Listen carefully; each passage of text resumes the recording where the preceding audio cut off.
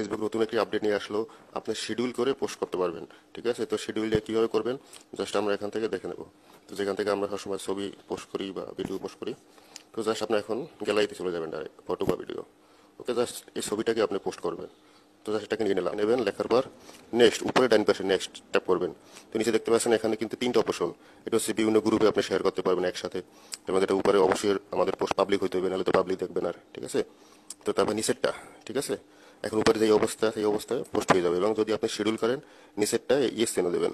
Yes চিহ্ন দেওয়ার পর জাস্ট আপনি এখানে উপরে টুডে, ঠিক আছে, এত তারিখ এর উপর ট্যাপ করবেন। ট্যাপ করার পর জাস্ট আপনি এটাকে মনে করেন 6 তারিখ পোস্ট করবেন। 6 তারিখে ঘরে দিলাম। ঠিক আছে, তো জাস্ট এখন ওকে দেবেন, নিচে ওকে। তারপর আপনি এখানে ওকে দেবেন আবার। আর 6 তারিখ সকাল 8টায় বা 10টায় যেরকম, বা 6টায়, ঠিক আছে, বা 3টায় দেবেন। ঠিক আছে, জাস্ট এখানে ওকে দিলেন। ওকে দেওয়ার পর জাস্ট এখান থেকে আপনি ব্যাগে চলে আসবেন। তো ব্যাগে চলে আসার পর উপরে পোস্ট, এখানে পোস্ট করে দেবেন। ওকে, অলরেডি কিন্তু পোস্ট হয়ে যাবে।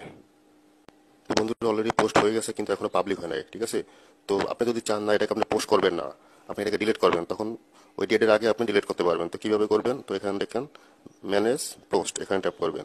তো ট্যাপ করার পর এখানে কিন্তু ভিতরে এটা পোস্ট হয়ে গেছে কিন্তু পাবলিক হয়নি। তো আপনি ডিলিটটা কিভাবে করবেন, জাস্ট এটাও একটা ট্যাপ করবেন, একবার টাচ করবেন। টাচ করবেন, নিচে কিন্তু ডিলিট সেকশন, ঠিক আছে, এখানে দেখা যাচ্ছে ডিলিট।